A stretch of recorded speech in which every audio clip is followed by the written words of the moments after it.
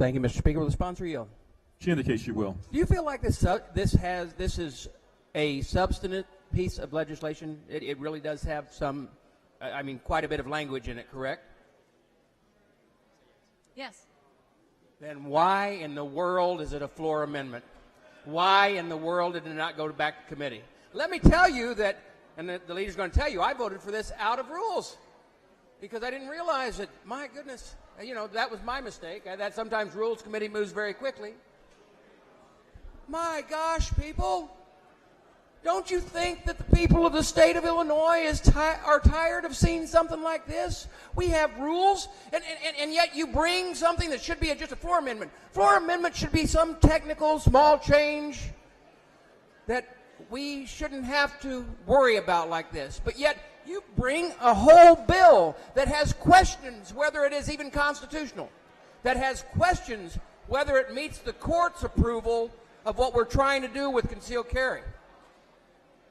Folks, the process is really messed up. Quit. This is not the bill that everybody's debated, the bill that everyone has talked on, the bill that everybody wants to see out here. It is a ploy, and once again, your side of the aisle keeps trying to make ploys instead of dealing with the real issue. Keep playing games. Keep playing games. There is a time limit online.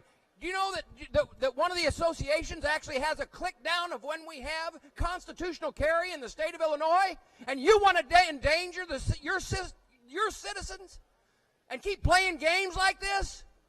Vote no. A lot of talk in this room about the Constitution and what's constitutional, but the last time I looked around, there's not one single constitutional scholar sitting in this chamber. So why don't we stop with all the nonsense and talking about what's constitutional and what's not constitutional and get to what's actually in the bill and about what our Supreme Court, the actual scholars, have said. And it was just in the last week that the New York law was up in front of the Supreme Court of the United States, and the Supreme Court of the United States had the chance to take the NRA's appeal of the Second Circuit's opinion upholding May issue. And you know what the Supreme Court did? The Supreme Court decided not to hear the case because they were fine with the Second Circuit's opinion upholding May issue. That is the only opinion we have on the books from constitutional scholars. The Supreme Court declined to hear the case. So all of this nonsense, and it's absolute nonsense and two-facedness from the other side of the aisle, and I don't say this lightly, it's nonsense. It's nonsense, sir. It's nonsense. It is absolute nonsense. You know what? You can scream all you want. The House will be in order. But the House will be in order. The House will be in order. Representative Bost, you're not recognized.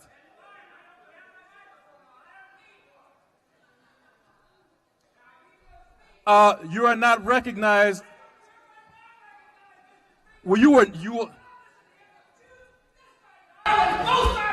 you will not disrespect the chair either. I'm not disrespecting the chair. Well, can you please?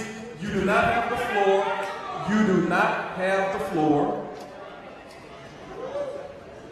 And Representative Drury does have the floor. I would not allow that if someone was doing it to you. And I would not allow you doing it to him. Representative Drury. Thank you. So here's my point, members. We don't want someone like that carrying a concealed weapon.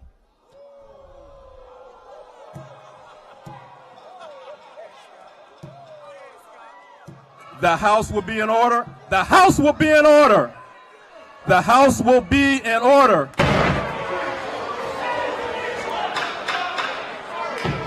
The next will call the doorkeepers. The House will be in order. The House will be in order. Representative Drury, I would wish that you would give your testimony, but give it in such a way that you are respectful to everyone in this House.